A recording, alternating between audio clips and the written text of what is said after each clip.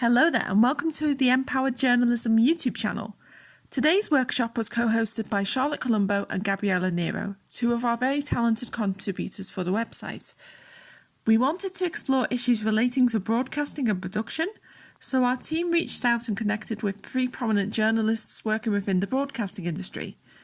First of all, Shamaan Freeman-Powell, a producer and reporter for the BBC, Lawton, who also works for the BBC and BBC 5 Live, and Sarah Julian, who is a BBC reporter and producer covering Nottinghamshire. We have edited this video slightly to account for people coming into the workshop, but this is the result. We hope you enjoy the session.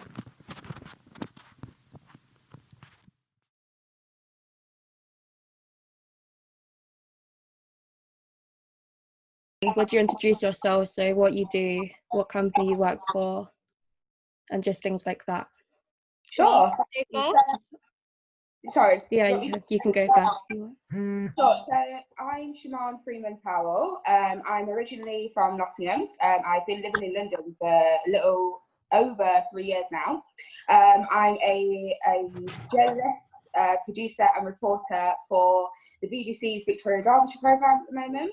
But for those of you that may not be aware, the Victoria Derbyshire programme has been axed, unfortunately, which means that I now report and produce for the BBC's news channel, which basically means I get to print my own stories that I pitch and produce for the channel, and I also book and produce guests for the news channel too. So to give you an example, we work towards next day's content. So yesterday would be a great example of we knew travel restrictions will be coming into place today. So my job yesterday was finding the guests, doing the interviews and writing the briefs for the presenter and so on. That's great, thank you. Megan, do you want to go with yours? Yeah, hi everybody, my name is Lawton. I am, like Shamaan, am a journalist for BBC News. I started working for the BBC a few years ago at Breakfast TV. I then moved to 5 Live, where I worked as a producer and a reporter. I then moved down to Radio 1 Newsbeat, where I started working sort of on online and on-air reporting.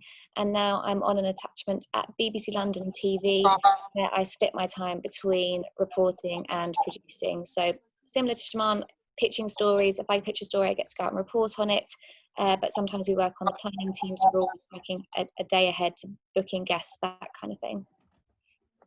That's really cool. Okay, that's great. Yeah, so have you guys ever met each other before? Like across Nice to meet you. Oh, We'll see each other. Sarah here now. I cannot keep track, honestly, it's so bad. But yeah, like that's a little bit about our journalists here today, and so a little bit about Empoword Journalism. Empoword Journalism was a project that was started in the midst of the COVID-19 crisis. News Associates taught a really brilliant range of workshops, and one of them was about women in journalism. And from the attendees of that call, but we were told sort of like to document the COVID-19 crisis, and we started a project called the COVID Diary, and from there we sort of grew and developed into a much bigger sort of network of aspiring journalists from like underrepresented women, and from there we're sort of branching out, trying to help other people break into the industry with these workshops, video journalism, and all these sort of this wealth of opportunity to try and make journalism a little bit more inclusive and a better environment for women. And that's what we're aiming to do here really so far. And thanks so much again for coming, you guys. It's really, really nice of you. But yeah, like I think, admit. So is Sarah not here yet, Gabby? No, I think we can start with the individual questions and then see if she joins maybe later. I have messaged her. It's over to you, chat. Yeah, okay. Yeah, I think Gabby. Megan, do you want to start? Yeah, awesome. Okay, so why did you choose to pursue a career in broadcasting, and what aspects of the job do you enjoy the most? So your creative qualities, ability to come up with innovative ideas, things like that. Okay, so I initially did a drama degree, and about 1 year into the course, I was fed up of everyone being like, "Babe, you're amazing," and they hadn't even watched me. I found the whole thing quite pretentious and false. So I then started doing, in between my university summer holidays, I was doing some hospital radio presenting. Mm. And instantly I thought I wanted to be the next Fern Cotton. I now know that is very hard. But I just loved the medium of radio. And I thought I'd always taken an interest in current affairs and news. So I thought, yep, okay, post uni, why don't I look into taking a qualification? So I did a qualification in broadcast journalism. I did the masters at City University, and that was great. That was unlike my degree where you spent your whole time sort of buried in a textbook. It was really practical, and every week you were given a camera and sent out to record a piece, or if you were making for radio that week, you'd be given a sort of a recorder and have to do the same. And I loved that. I loved being out and about. So from there I was like, yep, that's what I want to do. And I just think, yeah, I've always been interested in storytelling, and journalism's great because it's so broad, and you can absolutely find your niche within it. So if you're interested in data, you can specialize in that. If you're interested in politics, you can specialize in that. And I've always been really interested in kind of case study led journalism, and finding an individual who, and you can sort of build a story around them. It tends to be, you find an individual who's got a story, there are stats that apply to them, they're representative of a bigger group. And I've always kind of been interested in sort of telling the stories of individuals. So I guess when you come to asking about my individual, I don't know, qualities or things that make me sort of suited to the role of journalism, I would say that I'm quite a people person. I love chatting to people. I think most of the stories that I end up bringing to air are the stories in the world around me. It's through chatting to people I sort of find out about them a bit more, and I'm like, yep, brilliant, like build something about you and where you're at. I'd also sound quite creative as well. Creative. I think that's quite important, especially when it comes to storytelling, increasingly in a digital landscape, and even on sort of BBC telly and radio. It's all about innovation a little bit more now, and how can you really bring a story to life. I think the days of just, here's a straightforward plain interview done, it's a bit like, oh, how can we make this more engaging? So sometimes it's like, I won't be in the piece if I'm reporting, you're totally letting your case study do the report. Other times it's like, well, let's be playful, let's have a range of voices. Yeah, I think that was the that's question. great. Thank you. Do you think you're able to incorporate that creative element in your work? Because journalism includes quite a range of things, so sound mixing, video editing, graphics. Do you think you're able to incorporate that creative side and things? Yeah, I've been really, really lucky to work with some wonderful editors who very much are now sort of embracing creativity. And I've been given feedback before, it's like, you can have more fun with this. But I do think when you're reporting something and you're pitching it to an editor, it makes such a difference if you are pitching it. You can pitch a story and it will just be like, I don't know, really plain, and it's an okay story, but it's the way you kind of tailor that treatment. That's what we call it. How you sort of talk about the treatment of the story, and if you can talk about, you've got some really engaging case studies or a particular location you want to film at, that your editor is far more likely to see your passion, your enthusiasm, commission the story because they can see it working on air. So I'd say creativity is really, really important, and it probably sets apart the people in the newsroom who just suggest stories which are then referred on. And then I think your editor saying, actually, you've kind of got the vision for this, you're going to own this, let's give you that story. Okay, that's great, thank you. The next question is, do the roles of producing and reporting complement each other, and has your previous production experience helped you with reporting now? So I know you had that transition from producing to reporting. How did that affect you with your work? So I think you're never going to be, as a reporter, it's never going to be a bad thing if you've had experience in production as well, because therefore you know everything that goes into either side, and you've kind of got a bigger understanding of the program that you're working towards. Most of our reports we pitch with a program in mind. So if you've already worked as a producer on that program, you know what makes an item work on that show. You also know, I spent quite a few years with Emma Barnett's 5 Live show. From working as a producer, you see the kind of text response that different items get. when you're sort of talking to Emma about stories, you know what gets her excited. And I've learned that it's really, really important to get the presenter and the editor excited about the idea you're doing. So 100%, I think they massively complement each other, and it's possible to do them both at the same time. And I actually think for people starting out in journalism, realistically, I mean, this might not be the case for everybody, probably going to start going down a production route. And so if you can get your foot in the door that way and prove that you are engaged and interested and invested, I think that's the way I did it. I started working as a producer. I proved that I was keen because I loved the show. And then after a while, I had a one-to-one with my editor. And I kind of said, I didn't think it was actually possible to report within that role, but I spoke to her and I was like, this is an area I'm really keen to move into a bit more. She knew the kind of stories that I was interested in. That's another point, actually. So you have your chat with your editor, talk about the kind of thing you want to do. Fingers crossed you get an editor who is embracing of you and sort of wants to nurture you, because there's nothing better than that. And then I just think you don't need to find a niche, but like I said earlier, bring stories from the world around you to where it's way more easy than sort of just thinking, okay, I want to become a specialist in medicine if you haven't got a medicine background. Whereas I started with stories I felt really, really comfortable with. So even like fitness, fashion, case study led people, if I knew the case studies already, I found that way more comfortable being like, I know this story inside out, like, trust me, I'm your go-to person to report on that. Yeah.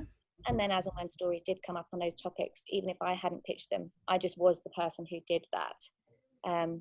So yeah, I think, yeah, start, if you're entering as a producer, you don't need to think, oh my goodness, I'm doomed, I'm never going to make that transition to a reporter, because you probably will, but you're not always going to go straight in for that reporting job. Yeah, and when working for a competitive field such as the BBC, how do you come up with original and unique ideas that are going to match your audience? I think, again, it's about being authentic to you. And if you can, one of my editors once said to me, if you check what the kind of things you've been retweeting on your Twitter timeline, or look in your WhatsApp chats, have you been sharing articles with your friends? Because if you have, that's the kind of thing you're interested in. And if you're interested in that, you can probably make that appeal to other people. And sometimes you'll have an editor who's quite tunnel vision and say, oh, so at BBC London, I pitched a story about dating during lockdown. And most of our audience probably aren't dating. They are in their 40s, 50s, 60s. But all those people in their 40s, 50s, 60s will have children who might be dating. Like, there is a way to tailor everything to suit every audience. So I think it's about, I always say, you know the show. If you know the show, then you can tailor your treatment. When you send your pitch, you can make it work and say, well, this is how I would engage our audience with it. Yeah, that's great. Do you think the development of technology with analytics has helped you with that?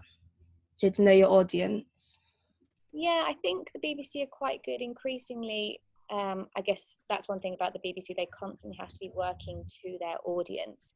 So most programmes will have a solid understanding of who their current audience is and the audience they want to grow. And I would say that this is a great time for any young journalist, because ultimately, if the BBC need to keep going, they need to keep sort of bringing in that interest from younger generations. So if you are coming at it with stories that your editors probably won't be on their radar, it's only ever going to be a good thing if you're like, well, this is what my timeline is all talking about. And again, it's not necessarily saying TikTok and you can do it in the exact way you want it to be, but say if TikTok's huge, it's like, okay, TikTok is huge, and then how do I explain that to an older audience or whatever? Yeah. Okay, that's great, thank you. I think we're going to go into Shamaan now.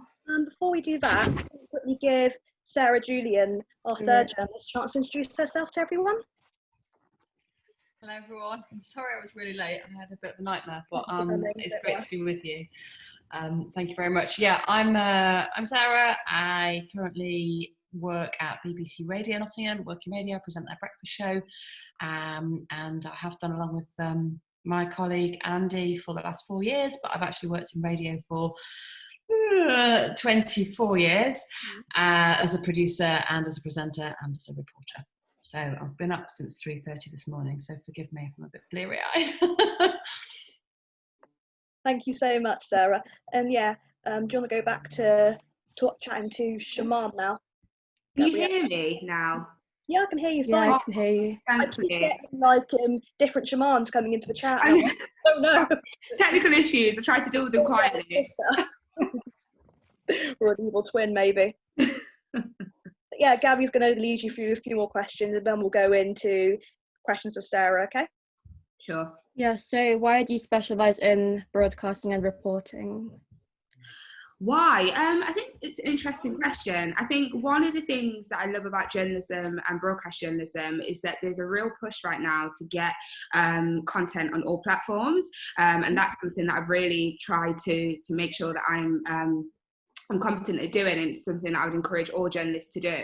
Even I personally, I got into journalism through radio and TV. My first role was working as a local video reporter in Sheffield, and I knew I had a passion for TV, but also knew it's important to explore digital, to continue exploring radio, to learn how to edit 4 different platforms. So, okay, if I've got one story, how do I make it sit on 3 different platforms?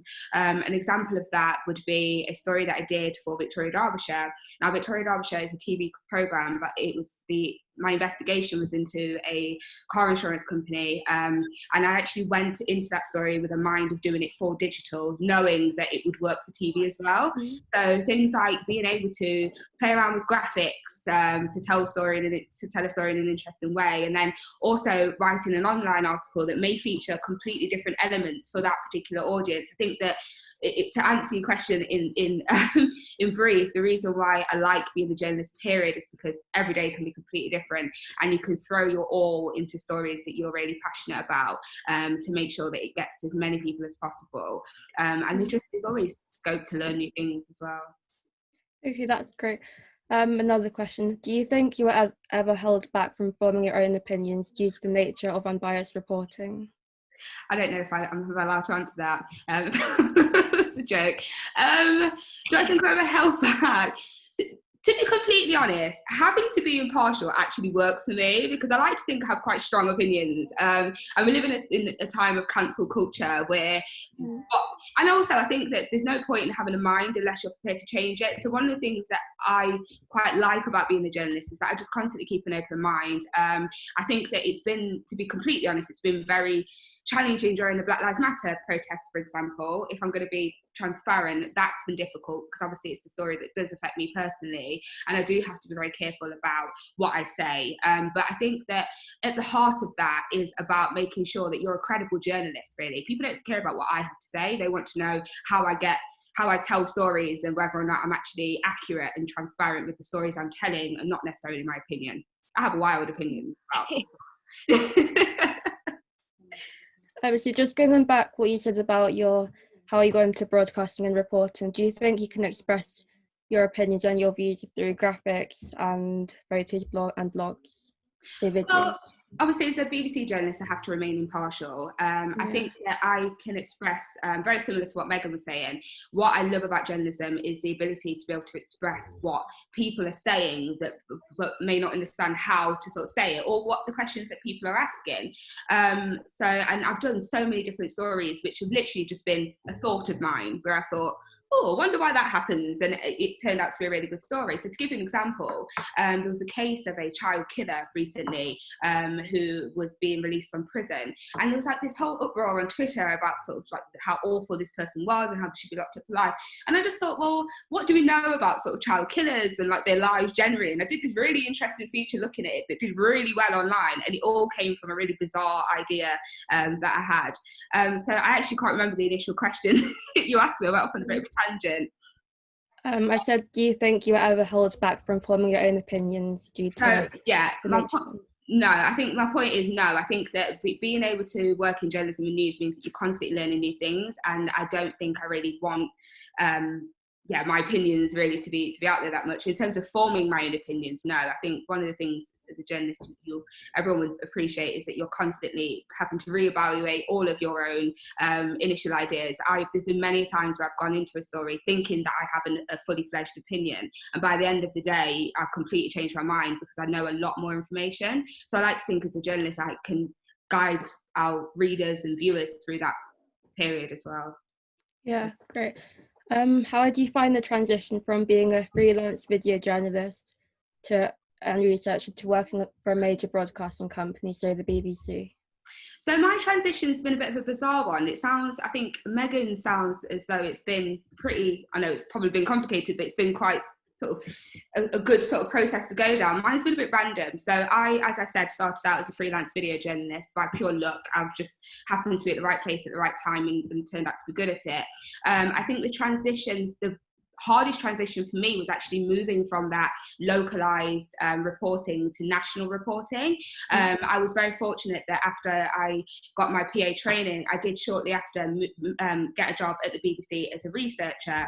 Now, it's hard to try and describe sort of how I went from TV to online, back to digital to online again, because I kind of made sure that I kept my hands in all parts. So to give an example, even though I was a researcher for the UK's news gathering departments, during that time I produced my own digital videos, some of which got more than 2.5 million views in the space of a few days, so they did really well. I also wrote stories for online that did really well as well. I helped out with the producing of some great stories of Michael Buchanan and Alison Holt, who are social affairs correspondents. So I think that any tip and advice I give to any journalist, whether current or starting out, is just make sure that you're across sort of absolutely everything, so that transition doesn't feel that bad. Even now, as a reporter and producer for BBC News, I take overtime shifts writing for UK Online so that I'm still sort of making sure that those skills are up to scratch, and that if I needed to, I could approach an online story straight away and not worrying about whether or not I'm up to scratch still. So yeah, I think the transition is always difficult, depending on whether it's from one platform to another or a different department to another. But I think that if you always just keep an open mind and try and keep your skills up to scratch, it's best advice. Yeah, so you're developing your skills over time with all that experience, because you started with Sheffield Live as reporting, and then you're at the BBC now, so that skills will definitely help you where you are now. Definitely. And the ability, I think the biggest skill at Sheffield Live was that we would go in sometimes, and which never happens at the BBC, with nothing in the diary. Now, to be able to go out and find sort of 60 minutes of footage and then present that was, I've never had to do that again. And that was actually harder than some of the hard news days I have at the BBC. Yeah, any experience in journalism is a good experience. Yeah. And do you think working locally, your voice is more heard when you work for a major broadcasting company compared to working locally? That's a really tricky one as well, because obviously when you work nationally, it's quite easy for a story of mine to get 500,000 hits like at the BBC because of our sheer audience. Whereas I suppose working locally in Sheffield, what I loved was that after a while people approached me with their stories because they knew they trusted me to tell their stories properly. And I think having that, having those contacts that do feel like they sort of trust you and rely on you does give you a bit more of a boost to make sure that you're doing your job properly. But at the BBC, I'm very aware of the types of stories that I like doing aren't often in mainstream media. So it would be easy to go to more of a niche publication and kind of, I always call it preach to the choir. But actually, I think there's so much importance of getting the stories that might not necessarily be for the masses, but everyone should know about what's going on. Sort of, it doesn't matter how small that particular community is. So I think that working for national news can be tricky to really feel like you're connected to your audience, but I do think that there is something to be said for having a bigger audience and the more people getting sorry. That's great, thank you. I think we're going to go into Sarah now. Are you there, Sarah? Yeah, hi. Hi. So you've been making and presenting radio programmes for over 20 years. How did you become drawn to working in radio? Suddenly saying it out loud, it sounds like such a long time. How did I become drawn to working in radio? Yeah. I listened to a lot of radio. There was always a radio on at home. I saw the impact it had kind of on my mum, the way she would be going about her daily business and she would stop and then kind of lean in and listen to something, the way it kind of like broke into her world. So I always knew that it was powerful. I always knew I wanted to work in media, but I never really knew it was radio. And I came on work experience locally in Nottingham at the BBC at the radio station, where I still work all these years later, on an August day way back in 1997. I'd just graduated from uni. And I was on a very early shift, just answering the phones, and I didn't really know what I was doing. I just walked in the building. There was nobody else actually in the building. They'd given me a key, and it was my job to like set the show up. It was a Sunday morning, and it was going to be like the religious program, which started on air at 6 o'clock. There were all these alarms going on in the building, and I'd no idea what they were. So I phoned somebody to say, I don't know what's going on here. It turned out these were this old-fashioned system we used to have in the BBC for when somebody really senior died. And it was the morning that Princess Diana had died in that car crash in Paris. And I was the first person in the building. So kind of had to ring a news editor and work out what on earth we do as a local radio station about this. And, you know, there are procedures in the BBC, has strict rules about what you do and all that. So I ended up very new, not knowing really where I was or what I was doing, answering phones to listeners. And they were phoning BBC Radio Nottingham, and they were crying. And I remember sitting there and thinking, why are people phoning a radio station and crying? Why are they not, I don't know, talking to their family or have some other way? But in those days, and it is a long time ago now, it was that immediate connection that they trusted us, and they thought that we cared about them and they cared about us, and that we were like family. So much so when something like that happened, they phoned and they cried or wanted to tell stories. And that was, you know, that hooked me in really. I thought there's something special going on here about this relationship, and I want to be part of it. So I stayed a long time. That links to how, do you think that communication element is important compared to, say, newspaper print? It's different, isn't it? It's a completely different medium, really. As a presenter, I've got to cut through in that way I described with my mum in the kitchen. I'm on at breakfast time. People are very busy. They're taking their kids to school and making packed lunches. I've got to cut through. So it's an immediate, and it's a very intimate medium. Like I said, with the thing about people crying, you don't have quite that same relationship, I think, with the newspaper. So I think you just have to cut through in a slightly different, immediate, intimate kind of a way by relating to people on a one-to-one, really. Yeah, that's great. Do you think the pandemic has increased the importance of radio stations as the public have looked for more reliable sources of information to stay informed, as well as a form of communication for those living alone? That's a great question. I think so. There's some research out this week, isn't there, that says that more and more people are turning to the radio. And I think the way you frame that conversation is right. That question is right. I think it's for both of those reasons. I think obviously I work in local, and it was interesting, wasn't it, to hear Shamaan talk about the difference between local and national.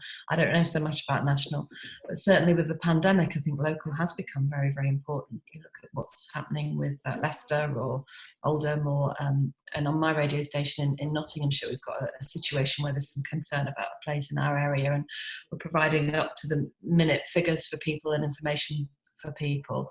And I don't think you can quite get that immediacy and localness in quite the same way. So, and also in people in lockdown, and our audience does tend to be older, and they need the companionship as well as the reliable information. And of course, we all know about misinformation. So it's just never been more important that we get it right and that they can trust us.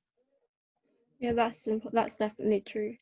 I think we're going to go into the more general questions. So what's like reporting and working for a broadcast company, so the BBC? These questions are open to everyone to answer. Awesome. So is that okay with everyone? Okay. Yeah, I'm gonna assume that's a yes. And you guys aren't, like, if you guys want to chime in, you can. If you want to maybe let one person take on, that's fine, whichever sort of works for you guys. So the first question we've got is, what is a typical day like for you as a broadcast journalist? Is every day fairly similar, or does it vary quite a lot? Matt's open to everyone, obviously. Who wants to go first? Oh, sorry, did it not? Sorry, is it too quiet? I think no, we're just all being polite. You go, Shamaan. Okay. So are days likely to be the same? Is that the question? Is it sort of like, what is typical day like as a broadcast journalist, and is it kind of like the same every day, or is it quite sort of varied?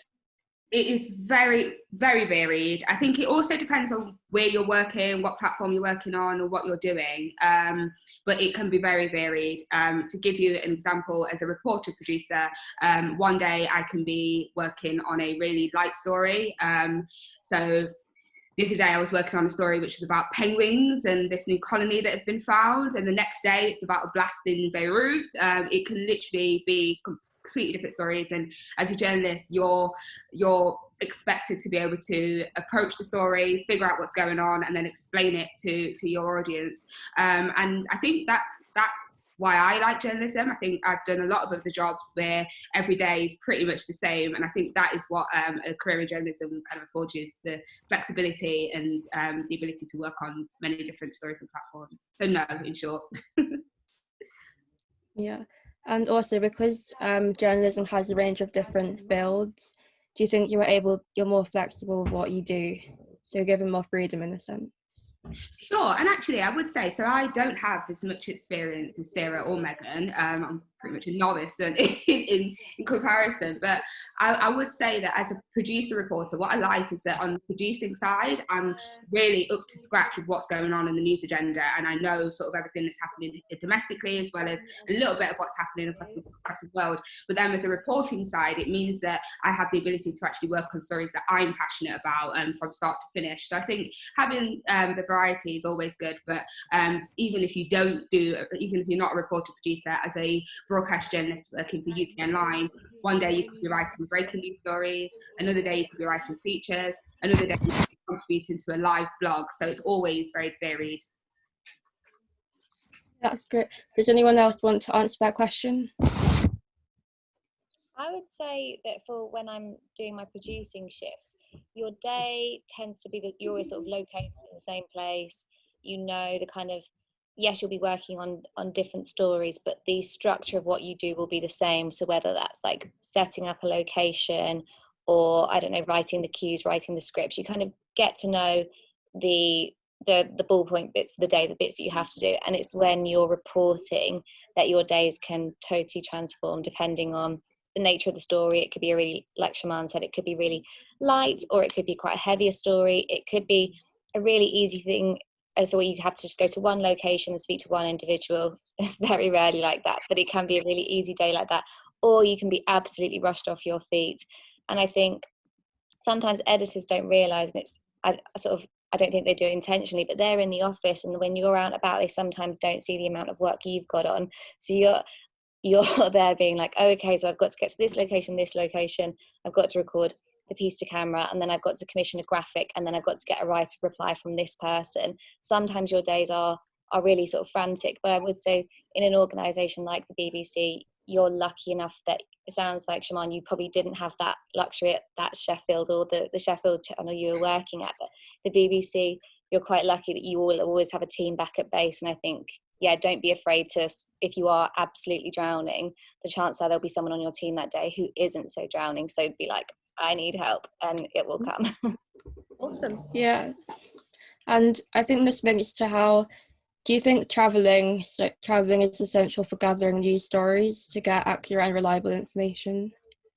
Well, until the start of March, I would have said yes, but now the future is Zoom. So yeah, that's massively transformed things, and it looks like they're kind of going to try and stick with it for the foreseeable future. So in one respect, your interviews might not be as good quality, but actually it means that you're sort of not here, there and everywhere. Although as lockdown is starting to be lifted, I would say that they're trying to sort of get people out and about more. But definitely, I've found for a few times, if I want to get a report on telly and I don't now want to burden the team by saying, can I have a crew to come out with me, I can knock off quite a few interviews from home and be like, I just need someone for a morning, as opposed to I need someone for a full day. And therefore you're way more likely to get the green light for your ideas. Yeah, that's great. Does Sarah want to add anything to that? I was thinking when you were talking about the day, how are your days different day to day? So my day as a breakfast show presenter is clearly always the same in terms of what time I get up and get onto the radio. But once I'm on the radio, literally anything can happen. So you can have, I'm sure that Megan will know this, having worked with Emma Barnett, you can plan a show, but something can happen midway through the show. It could be a caller from a listener that sends everything off in a new direction that you hadn't been expecting. You could unexpectedly, and this has happened quite a few times, have somebody in a very senior position, maybe a government minister or what, just pop up on the show that you weren't expecting, but we've happened to get him or her. And so, with a moment's notice, you can get a note from the producer saying, here's a government minister to talk about air bridges or Beirut or about nursing bursaries, and with no notice. So it's my responsibility to make sure I have at least a working brief of these stories should something come up that I can deal with it. And so yeah, once you're doing live programs, you never quite know where it's going to go, but that's obviously the joy of it. That's why we love it. That's the buzz. Yeah, thank you. Do you think, Charlotte, can you ask the next question now?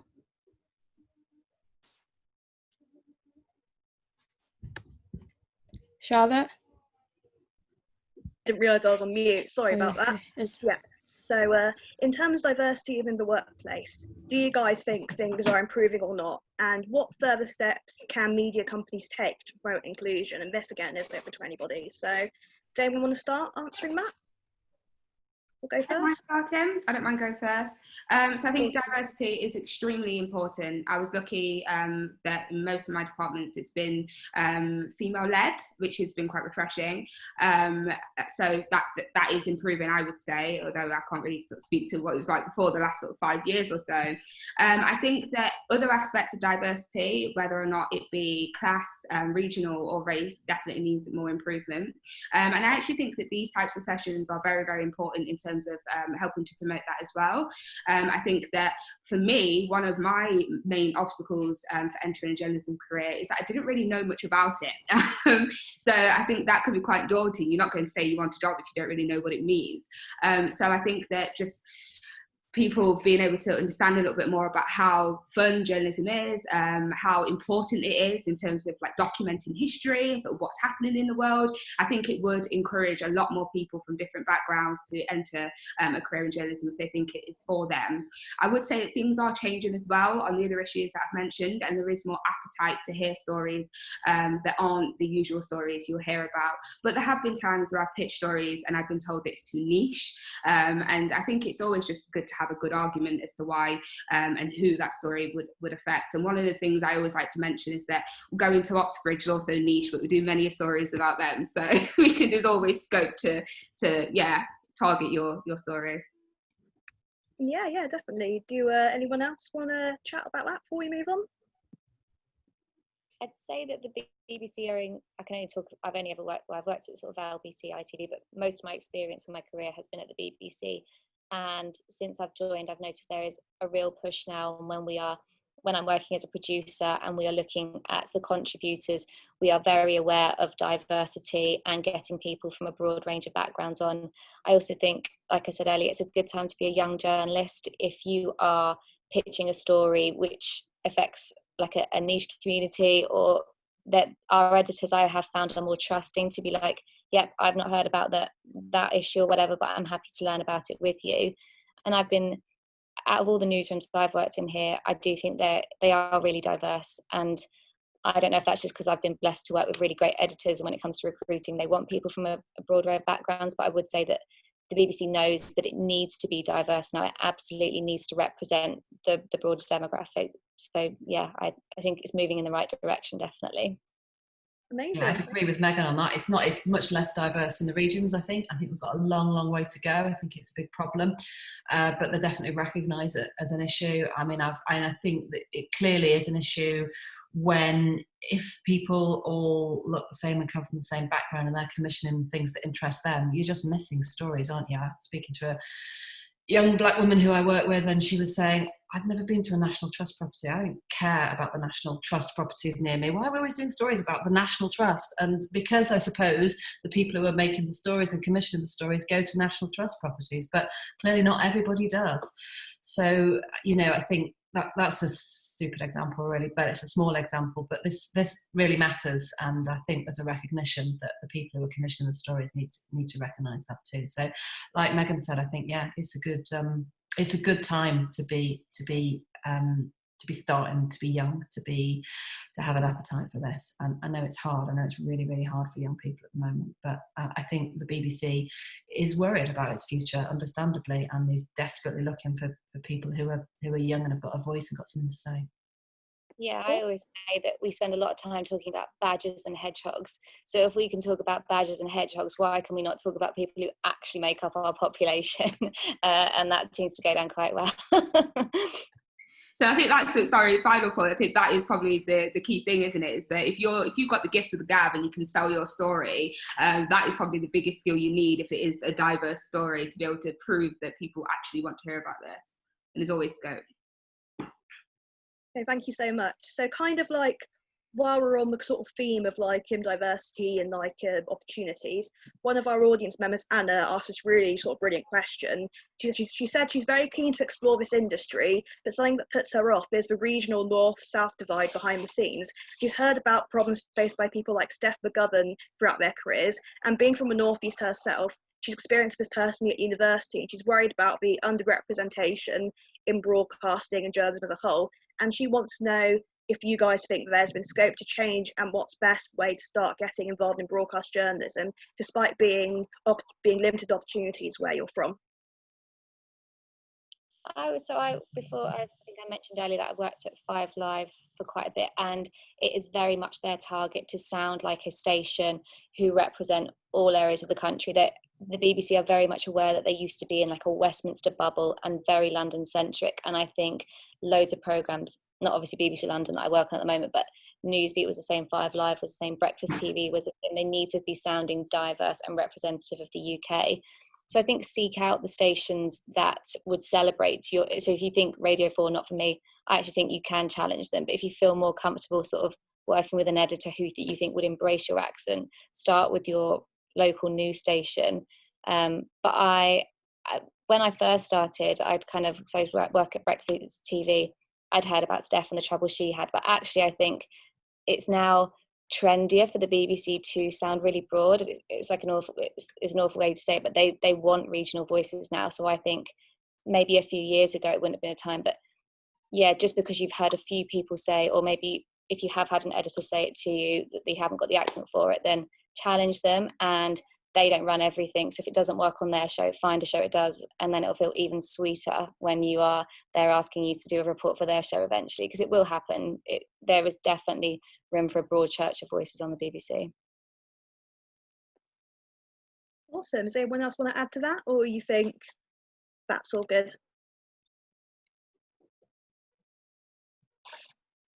Is that a no? In which case I can't hear anybody. Yeah. Well, I was just going to say I don't have a lot to say on this, because I'm sort of blessed to live and work in my own community, which is brilliant. So I can talk exactly how I talk, and I can use words that only people understand if they live in Nottingham, and I can talk about all of our local cultures and funny little quirks that we do here in Nottingham, and that's brilliant because it's actually a really good way of connecting with people, because people hear that and they feel like we're in the same place. I understand you, and so I think people would be absolutely foolish to not embrace that on a national scale as well. However, there's a north-south divide in everything. It's not just in journalism. We're living in quite a divided country, really, in lots of ways. But there's certainly in the south regarding opportunity and money and everything else. So I think it's a problem that's wider than just journalism. But I guess it is an issue. I've just Sorry. Oh, sorry, you go on. No, I was going to say, I think the person that asked the question is valid for feeling somewhat uncomfortable or nervous about entering a career in journalism if you think you sound or look a little bit different. But I would say that I agree with everything that's been said before me. It is something that is wanted now and is sought after as people that sound a little bit different and look a bit different. And also it is something you can use to your advantage as well. So I think that anytime you come to a new place, for example, if that person wanted to leave the place that she now lives to work as a journalist somewhere else, it means that you often actually approach stories from a completely different perspective too. So for example, for some of the work I do, we often think about how this story is going to affect London, whereas me being from Nottingham, that voice in the room will say, okay, that's great for London, but what about the East Midlands? What about in Sheffield, for example, where I've also worked? So I've got a different perspective and I can understand how different communities might respond to that story. So I think using that is more of a positive rather than perhaps thinking, oh, I look different, can be beneficial. I mean, just as a side note, the first time I went on national TV to report, I got a text message from more than one person commenting on my nose ring, and it put a lot of pressure the second time I went on thinking, and I had this big thing in my head about whether or not to wear this nose ring. And it was actually a really great friend of mine who's also a journalist, and said, okay, but how does the nose ring change the story? And I think it's the same with accents and with any other thing that makes you different. If it doesn't change the story, then I really wouldn't dwell on it too much. Well, One thing to add though. One thing to add on to that. You can go ahead. there you go, Meg. Okay. So one thing to add on to that point about diversity is, would you say, because if you want it to impact, if you want the story to be valid and to have an impact, it's important that it's spoken from the person who's experiencing it, so it has a huge impact, and that will therefore create change. Can I go in and answer that? Yeah. I think it's difficult because at the BBC we're encouraged once again to tell stories and not necessarily have too much personal influence. However, I do think there is something to be said for getting much more a different content depending on who is telling that story. So an example, I did a report recently about the UK's response to the death of George Floyd. Now that was it was very highly praised. It ended up going on to the iPlayer. It was picked up by CBS in the US and so on. Now I didn't do anything spectacular for that story. It was basically a glorified box pop. I think the only thing that I did differently was asking the questions that I wanted to know the answers to. And I think that does give you a completely different content in the end. So I think that no, it's not always necessary. Sometimes it can actually be helpful to have someone from outside a certain community looking in, because as I said, you will see things very differently. But I think depending on how personal the story is, it can always help when the person on the other side of the camera can relate to you a little bit more. Yeah, thank you for that. Charlotte, did you want to ask some more questions? Yeah, thanks. Yeah, so kind of following on from that, did you guys have any tips for finding opportunities in the broadcast journalism sector? I'd say the biggest one is get a foot in the door. Even if there aren't jobs going, be constantly saying, well, can I come in? Find the relevant people. So say, pick a few stations. If you're living, I don't know, in a city somewhere, they don't used to be BBC stations, but find your local radio stations. LinkedIn's your best friend. Be sort of searching for the program editors. Maybe don't always go to the top dog, the station editor, because they can be quite busy. So find people who edit programs. If you've got a genuine interest in it, that shows and it's authentic. And say, I know this is what I do, because you probably all know this, but work experience at the BBC, we run it like 3 times every year, and it can be quite competitive. Email the editors of shows, programs that you love, and just say, can I come in and shadow for a day? Can I meet you for a coffee on your lunch break one day? Sort of get to know the show so they know your face, know you're interested. And then you start to pick up, this is what happened to me, I started picking up experiences just sort of like as a researcher, answering the phones. And then if you're good and you're committed, they want good, committed, reliable people. So once you've got that foot in the door, you're kind of like, you're one, it's great for that particular station, but then also when you start approaching other stations, you can be like, well, and I always think kind of big it up a little bit. I have been sort of answering the phones and working as a sort of shadowing producers, and therefore you've got a better platform to approach a wider spectrum of radio stations. And then once you're in, like I just said, be keen, show you're committed, and no editor is going to think that's a bad thing. They're all going to embrace you. And I think I found as a young journalist, there's always someone in the newsroom who wants to nurture you, and you just have to find that person in each newsroom and send them all your ideas and show you're keen, ask for feedback. But also there's a fine line between being keen and annoying. Like these people some of them have got really stressful jobs, so you don't want to take up too much of their time, but you also just want that fine line of being like, I'm here to learn and I'm committed, but I want some feedback, but here's an idea in return, that kind of thing. One final thing I was going to say, so someone once said to me, don't be afraid of going to a smaller team. So I guess sometimes you want to go to the programs you've heard of, but actually there's a lot to be said about going to a smaller show where they don't have as many resources. Therefore, if they need someone, even if it's to go out and get vox pops, that's starting to get you acquainted with going out and about with a microphone. You're more likely to get those opportunities than in a bigger newsroom where there's sort of a bigger sort of pecking order. Yeah, I definitely echo that, especially, going straight to the editor or going straight to somebody in quite a senior position. I think it's easy to get lost. I know how hard it is at the moment, you know, for all sorts of reasons. It's really hard to even get in the building or make those contacts, and certainly face to face, it is really hard. But just try and build the relationships with either individuals, like as a presenter, I sometimes get people who get in touch with me who've clearly listened, and obviously, you know, we're all flattered, aren't we? So, you know, if someone's genuinely listened and heard the show and is interested in the show, then I can have that kind of relationship with them, sort of outside of maybe the news editor or the editor of the radio station. So be quite targeted in who you approach.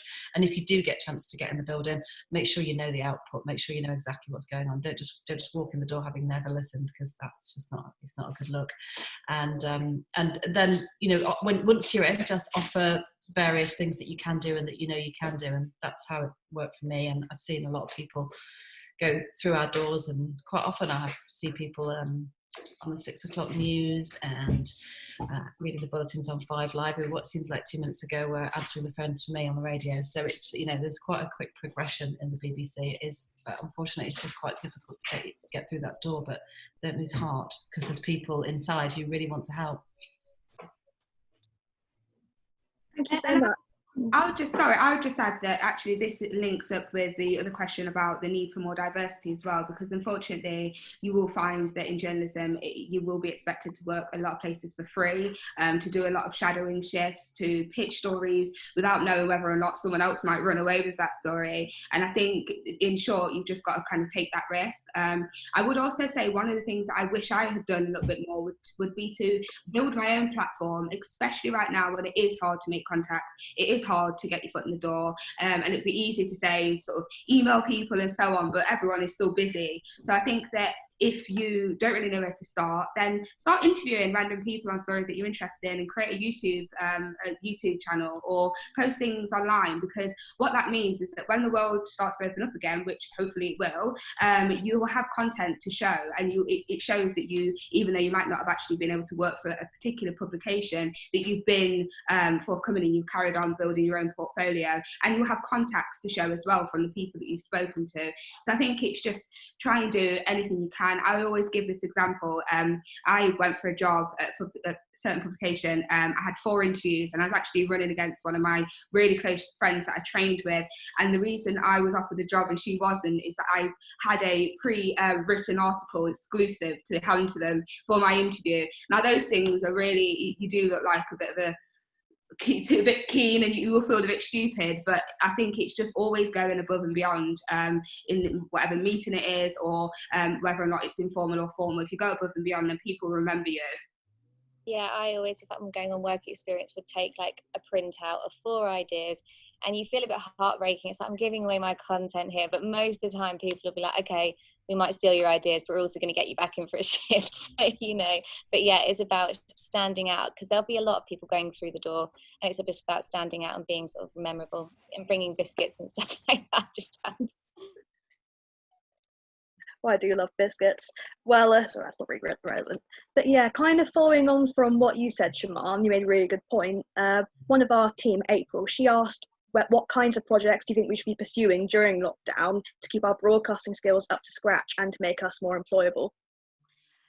I think one of the first things I said is just making sure you're across everything. So, for example, my passion is filming. I love filming and I love editing, which is what I enjoy doing. However, I always make sure that I brush up on my writing skills. So, for example, if you're a writer, one of the first things I'll be doing right now is writing a blog, and just exploring new things and new ideas, because right now, if you're not working for a publication, there is no wrong or right story to write. It's all about just trying new things and seeing sort of what you enjoy doing. If you only know how to write, I would definitely encourage people to pick up a new skill. Video editing, there's so many cheap platforms now where you can sort of pick up the basics, and I would say, as a video editor, once you know the basics on any editing platform, it is quite easy to transfer those skills. So learn the basics of editing, whether it's on your phone or your laptop, even radio, podcasts, all those sorts of things. Even if it's just you and your friends that are doing it, you will be learning so many new skills. It gives you an opportunity to listen back, read back, watch back the content that you've created, and scrutinized it first. And then that way, when you go to a new employer, you will be able to show them your work, and you may surprise yourself. You may have people contacting you because they've seen what you've done online and are really keen to get you involved. So I think that any idea that you have, or any platform that you're a little bit worried about trying out, now is the perfect time, because you really have nothing to lose. That's great. I think that's a really, really good advice, isn't it? Really good advice. And although it may seem that it's never been more difficult, in some ways it's never been more easy to produce content and make content.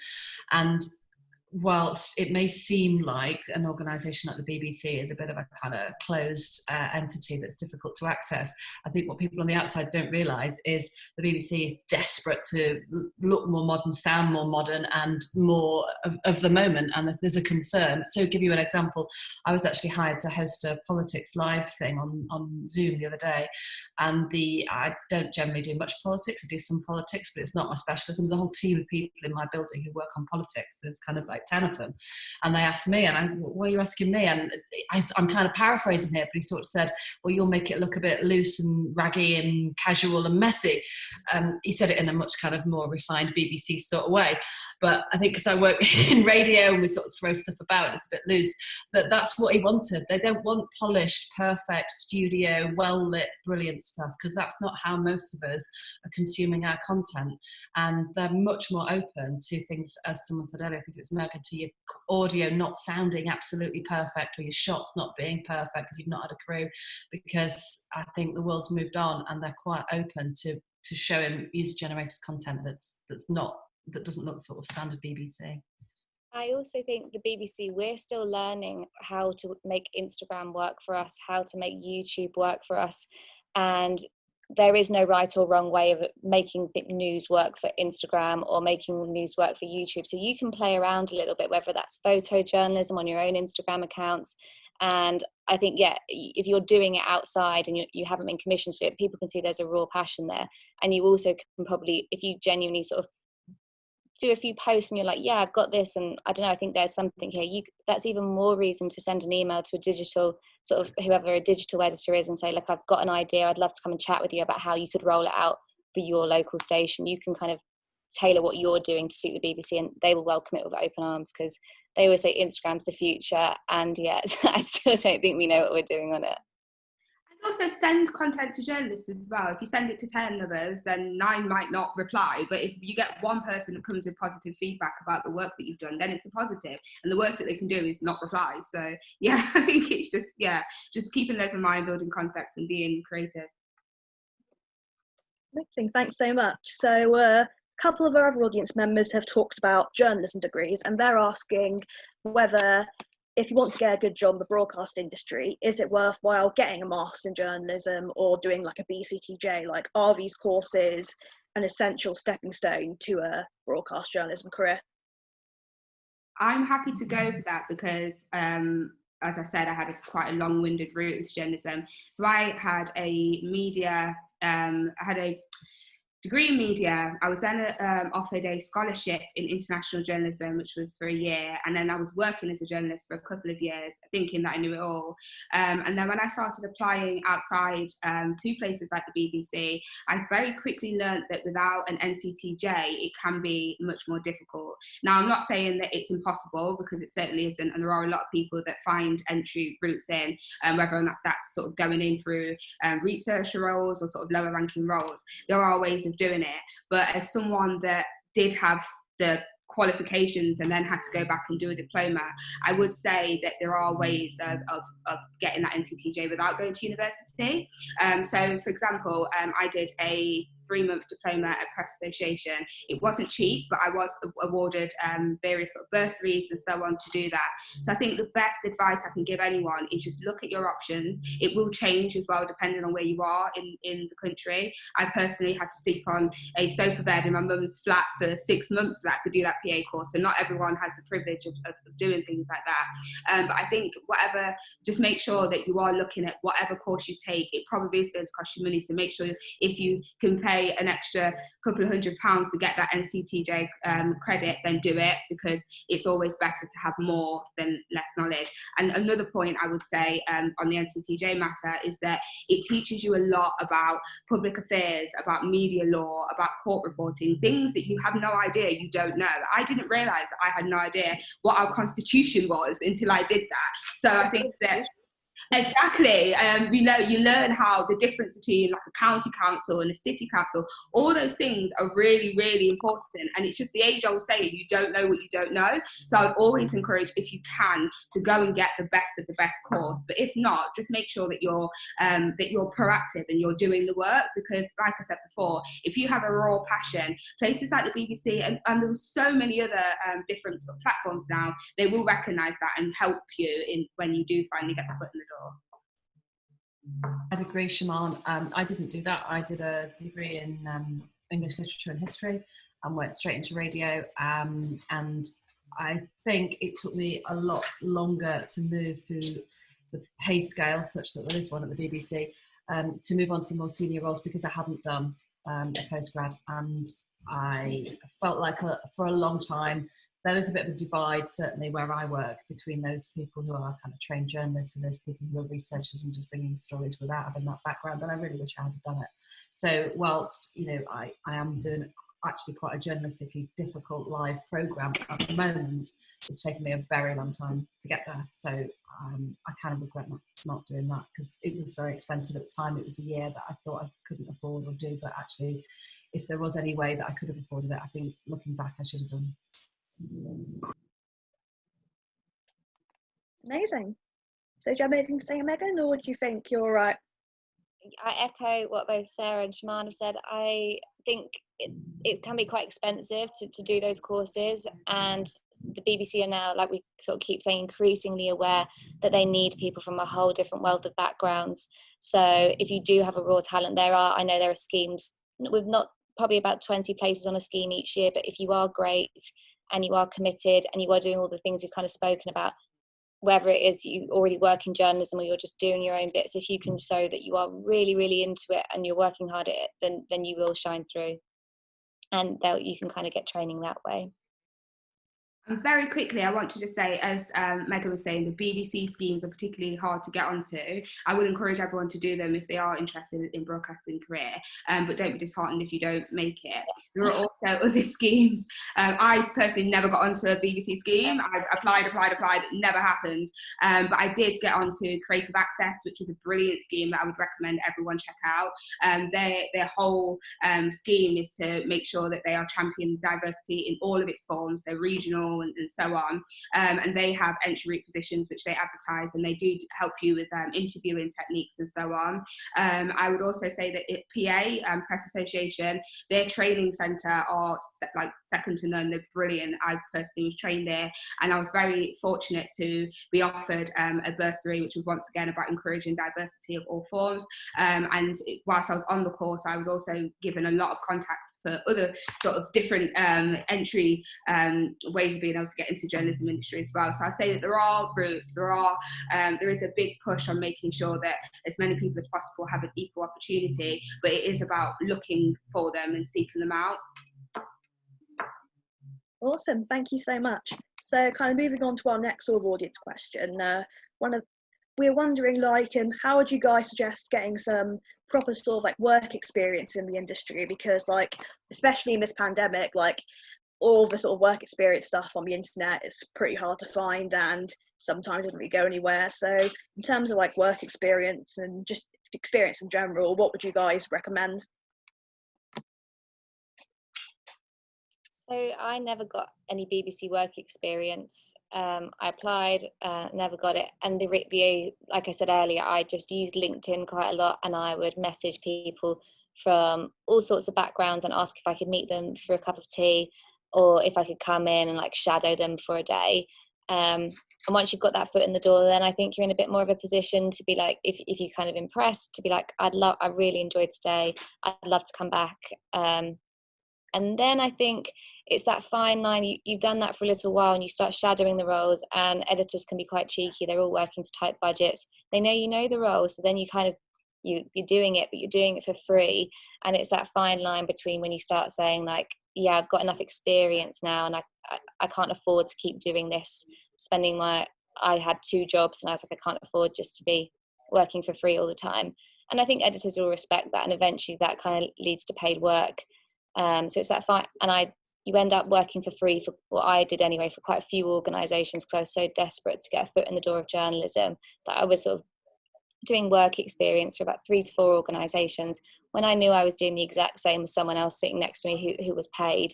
And it's about eventually having the confidence to sort of know your worth and be like, I need to start being paid for this.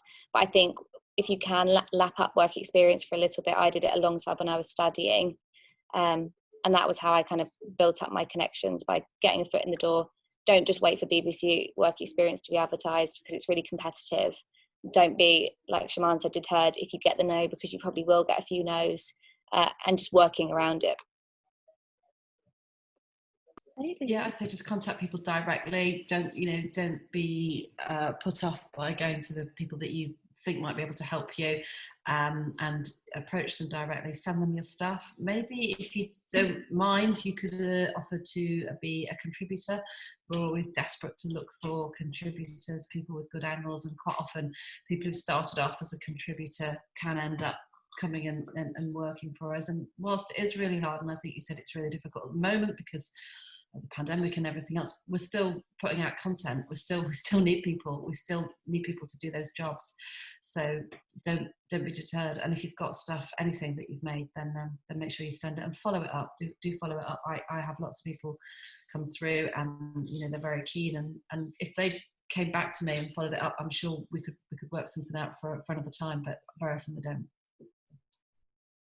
And the only other point, I completely agree. The only other point is get as many transferable skills as possible. I think one of the things that I was fortunate in is that because I've always sort of worked alongside college and university and so on, I had quite a lot of transferable skills. Some things that you wouldn't really even recognise. For example, working in a call centre, like 50% of my job right now is phone bashing and sort of getting as many people as possible to say yes to whatever you're trying to get them to do. Now that is a huge transferable skill. So I'm not saying go and get a call centre job to become a journalist, but just don't be disheartened if you try and just think about, okay, well, what is the basics of what I need? So, for example, if you want to do print journalism, there might not be any journalism jobs in print right now, but you could go to a charity and sort of say to them, oh, I'll help you out writing press releases. That is very similar to what we do in journalism. So it will always sort of help you in the long run. So just picking up as many transferable skills. My first paid job in London was working for The Sun online, and it wasn't a journalism position. It was as an online page builder.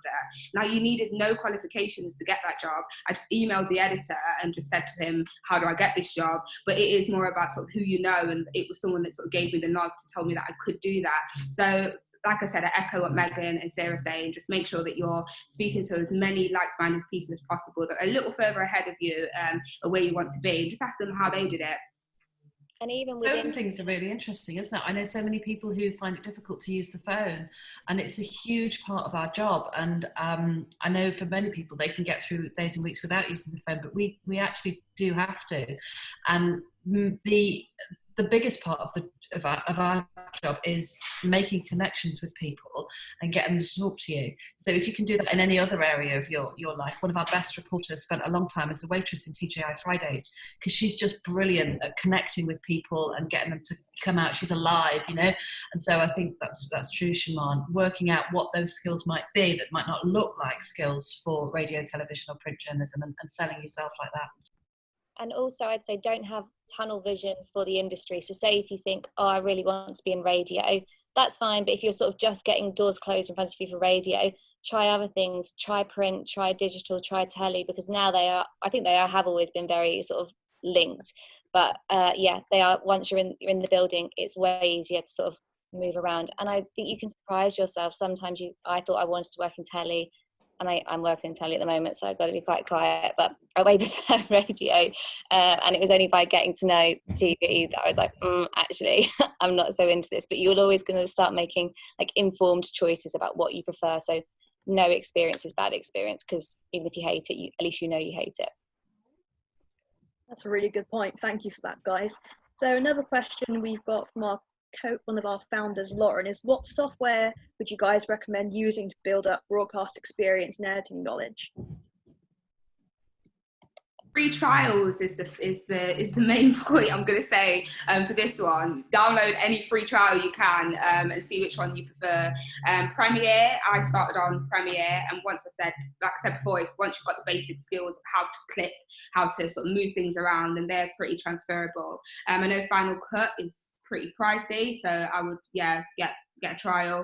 Also, WordPress is really is good for CMS. Any company you work for, if you do it online, will have their own version of CMS, Central Management System, or something like that. And WordPress is a version of that. So if you want to blog, I think that is a good way of saying, oh, I do know WordPress. And it might sound really simple, but the job I referred to before at The Sun Online, we use the premium version of WordPress. So just getting to grips with any basic technology is really, really useful. Shamaan, I think you cut out for a moment. Can you repeat what job role you had at The Sun Online? Yeah, so The Sun Online, it was as a page builder, but my point was that we used the premium version of WordPress, and I was quite surprised by that because I assumed it would be this really sort of fancy software. So I've never blogged in my life, but I'm sure that had I used software like that, I probably would have found the job a lot more, a lot easier. So yeah, I think just any, whether it's print, whether it's sort of photography or radio, just downloading any free app that you can and just learning the basics, and then trust that you will be able to transfer those onto sort of different equipment. Wherever I go, I never seem to be able to escape WordPress. It's everywhere. Yeah, Megan and Sarah, do you guys any sort of like recommendations for software? No, I think similar to what Shamaan said, get experience on any software you can, because most organisations will have their own sort of editing software, editing tools, and they'll kind of train you up on that. But if you say that you have a working knowledge and you're not fazed by a load of raw audio in front of you or loads of raw pictures, then that is even just like a bit further than somebody else. They might be more like, all right, she'll pick it up quicker. So if you kind of just verse yourself in any amount of tools, even if it's like buying apps on your phone of how to like edit, like that's really impressive now if you can do that, and it's not nowhere near as expensive as your kind of editing software on computers. So yeah.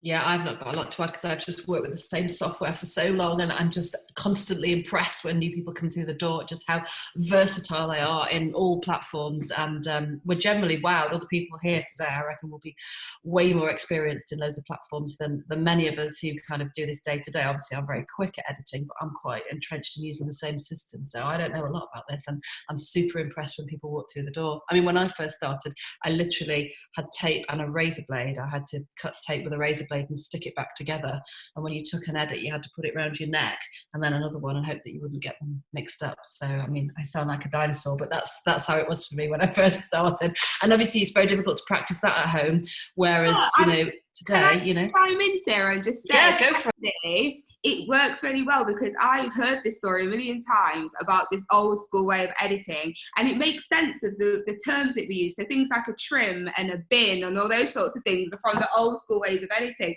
So you kind of just highlight my point, is if you know the basics, whether it's sort of 10 years ago or now, you can pick things like that up. Awesome. Yeah, sometimes if you throw it all on the floor, you would literally have to ferret around on the floor and pick up bits of tape and stick them back in, and it would be the wrong way round. Or yeah, but they were the basics. And in some ways, the skills, the fades, the cutting things, the kind of making the smooth edit is. That sounds great. Thank you so much.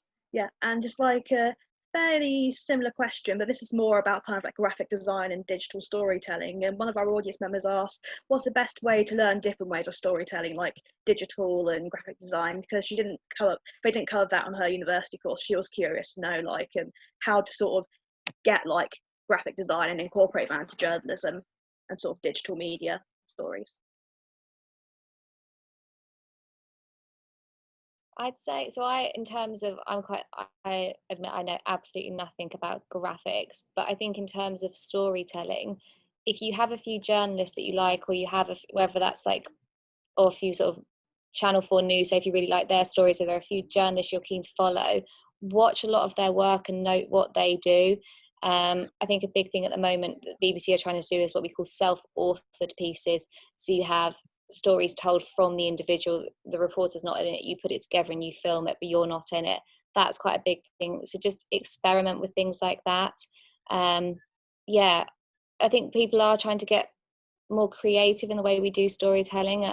On our program the other day, I think we're moving away. So the regional programs are now moving away from like on the day serious news stories, and they're almost trying to be a bit featurey. So play around. You don't just need to have your typical news format where it's like, here's a piece of track, here's a guest, here's a piece to camera, and I don't know what's next, and then it'll be like another shot from somebody else.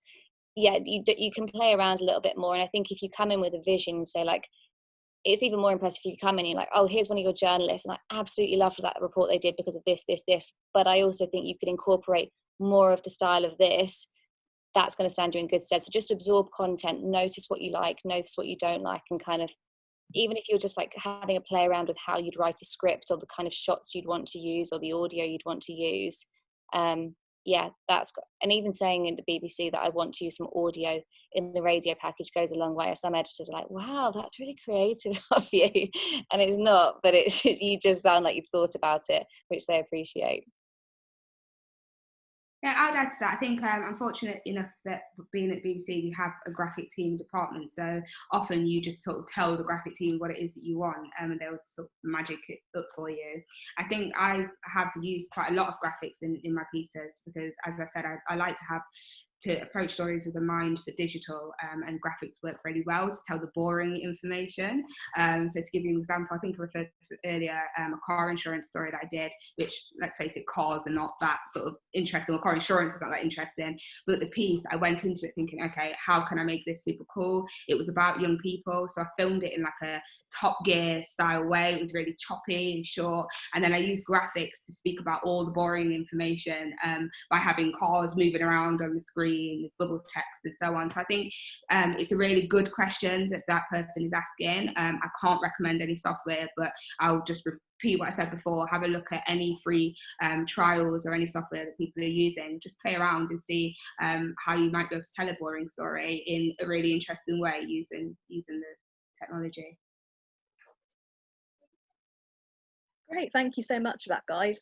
So next question, a bit more of a general one again. Did any of you guys benefit from mentorship prior to entering the broadcast industry? And did you guys, secondly, have any advice for some of our people here who are seeking a mentor or seeking a mentorship of some kind? I didn't, but I do mentor some people, and it's great. I thoroughly recommend it both ways. I get a lot out of it, and I hope that they do too. So if there's anyone that I think it's easy to think that maybe people are, when they become quite senior, they're immune to a little bit of flattery, and they're not. So don't be, I know a lot of people who've approached really, really super senior people in the BBC, and these people are not, they're a long way apart, and said, will you be my mentor? And look, obviously research them and looked at what they do, maybe something they've said sparked their interest, maybe they've read a comment from them, and they can relay that back, and, would you consider being my mentor? And it's worked out, and it's worked out brilliantly.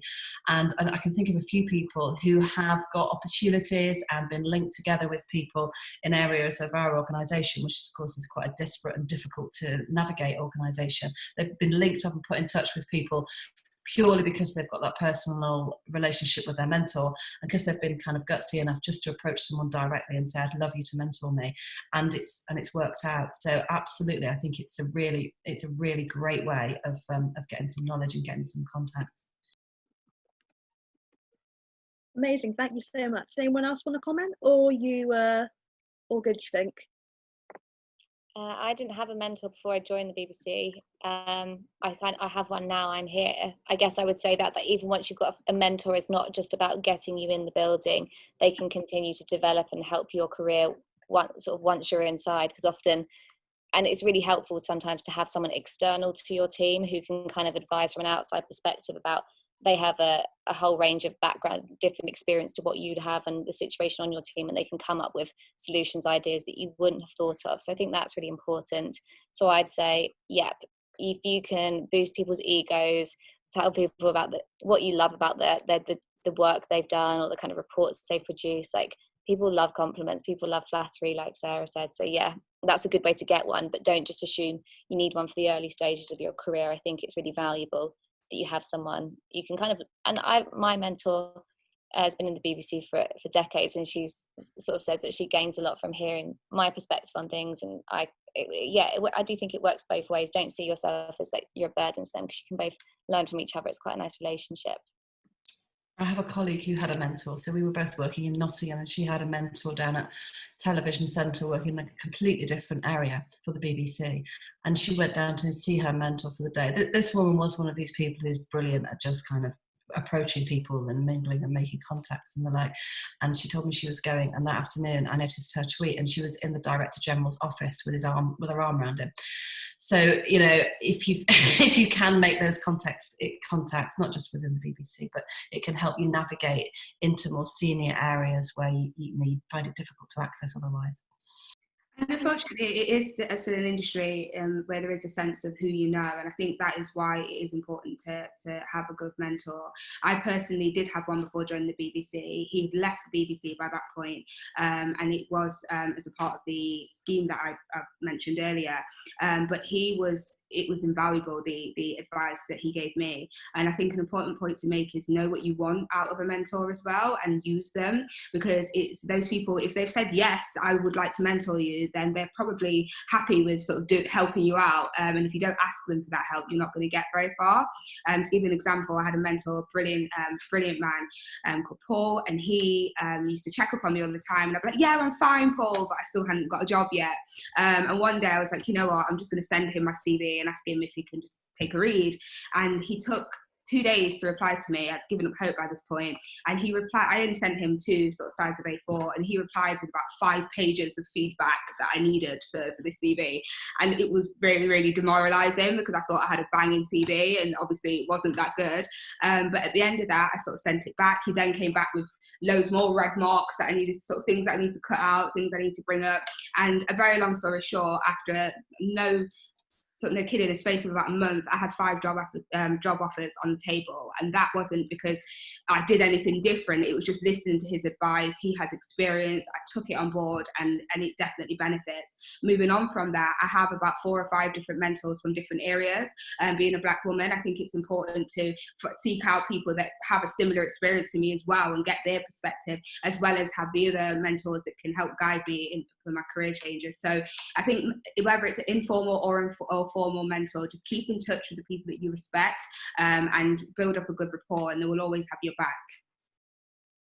Amazing, thank you so much. So it looks like we're coming towards the end of our time. I think Gabby wanted to say one thing quickly, and then we'll probably just be wrapping up, if that's all right. Yeah, I have one question. So a lot of journalists face backlash. What tips do you have for journalists to persevere and stand firm in your views in spite of these hurtful comments in a society where people are free to share their opinions online, especially with things like cancel culture? Just don't tweet. That's my best advice. Just don't tweet anything that you wouldn't say to your boss. Yeah, it's really hard, that, isn't it? It's really, really hard, and it hurts. If you are, I'm front facing, I'm fronting the show, so I see what comes in. Thankfully, it's very rarely you get negative stuff, but sometimes you mess up, and sometimes you do get negative stuff, and you've got to also understand that not everyone's going to like what you do, and some people have some horrid opinions, and they will say horrid things online. So I do tweet, but I'm quite careful about what I tweet, and there are certain subjects I know I'm not going to tweet about, which I don't know, maybe that's wrong, but I am very, very careful to protect myself, especially because I'm in a local area.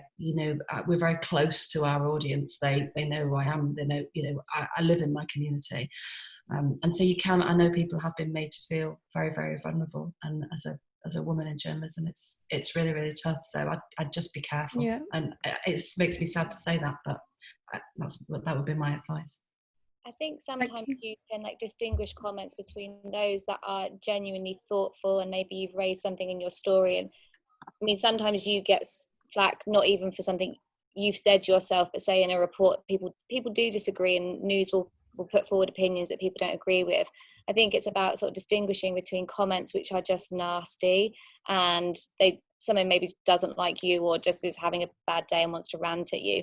And also the comments that are like, okay, yeah, actually I can take that on board with my future packages or whatever. But yeah, it is hard, and you do have to have a bit of a thick skin.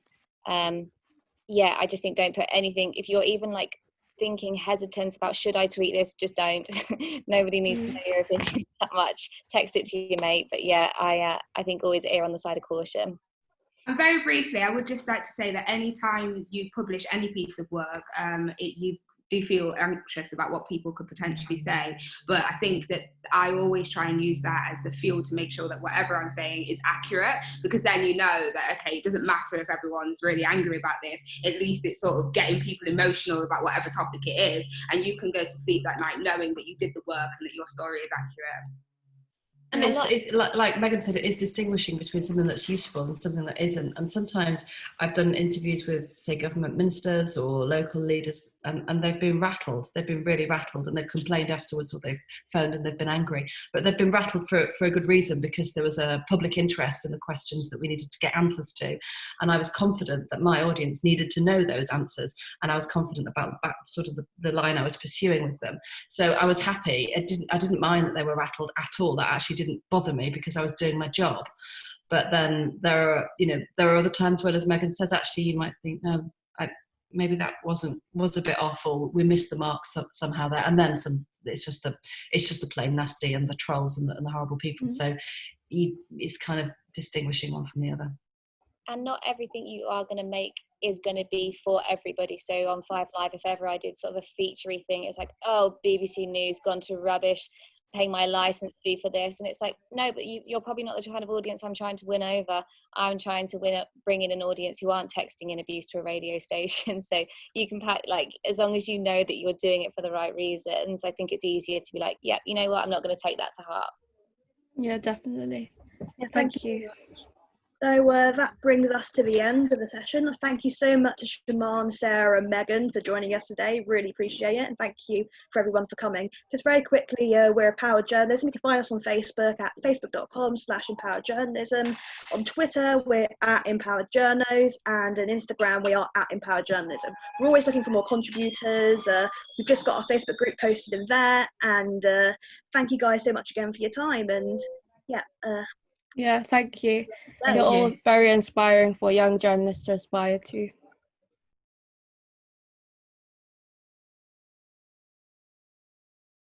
If you have reached this point of our video, you have come to the end of our broadcasting and production workshop. Thank you so much for taking the time to watch, and we hope you've benefited greatly from it. If you have any burning questions that come to mind following this talk, please feel free to contact them on Twitter. Their handles can be found in the description below. Also, feel free to check out Empoword Journalism's website, our Facebook page, Twitter and Instagram. If you want to get involved, please do come and get in contact with us. Thank you very much once again for joining us, and we hope you stay safe. Thank you very much. Bye.